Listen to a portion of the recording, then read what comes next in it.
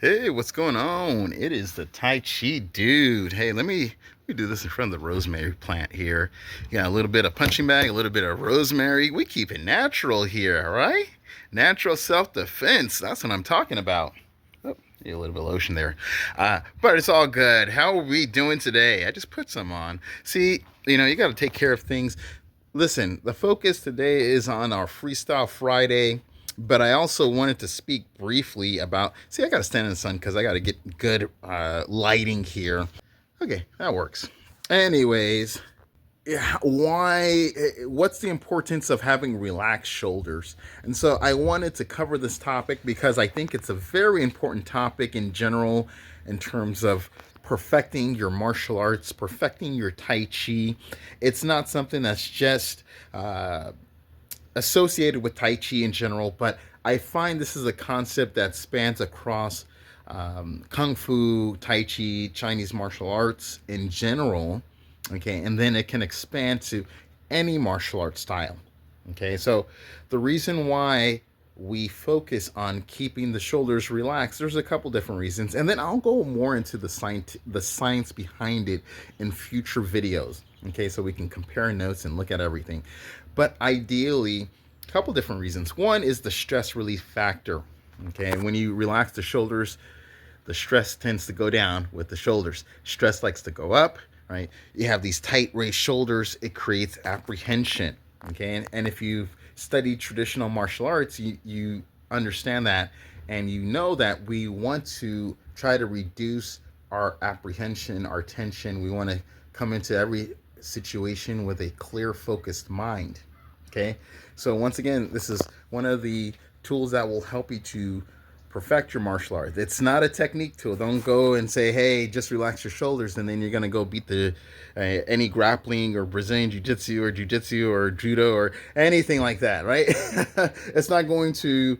Uh, it's not a replacement for technique. That's what I meant to say.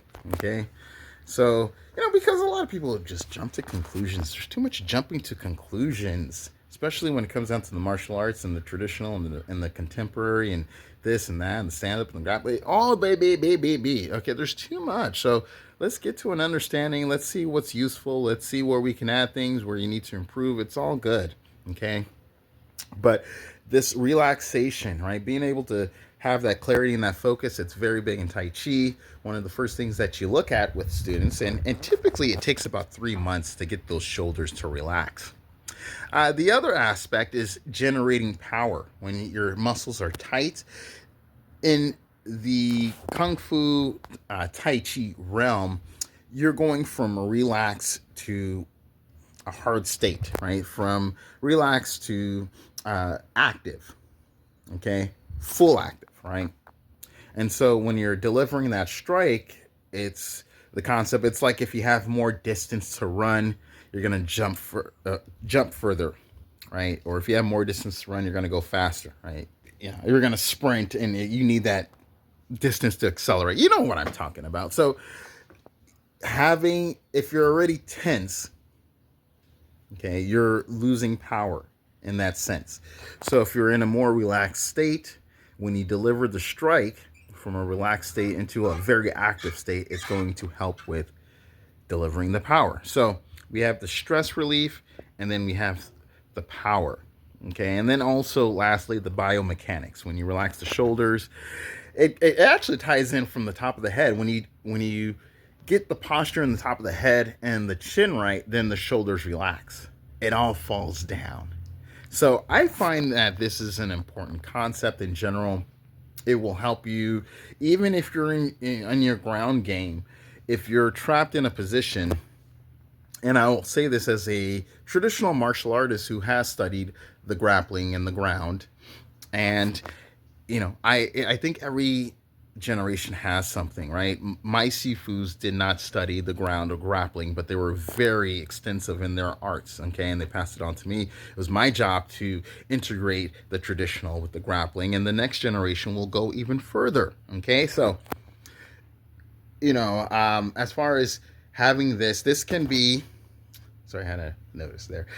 This strategy can be effective with grappling as well if you're on the ground. If you're too tense, if you're flapping your feet in the air and can't slow things down and relax the shoulders and get yourself into a position where you need to, maybe you're locked into a guard, you can't break the guard or whatever the case may be. Maybe you're on your back. Keeping calm in the situation will help you to develop a better game plan, help you to develop and implement your strategy. So I hope you find this video beneficial. I like to just go straight and speak, and maybe I will edit this, of course.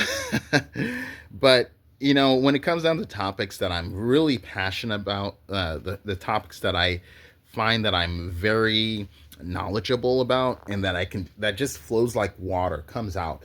Those are the topics that I find, and those are the areas of martial arts that I find are very important for students, and I hope you find them beneficial too.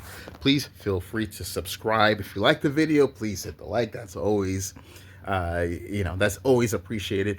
But the subscribe will help you to keep informed in terms of what I have going on next for you and your martial arts training, okay? And all the students out there who are looking for something to help improve their martial arts, their self-defense, and at the same time, create a calm, peaceful state of mind.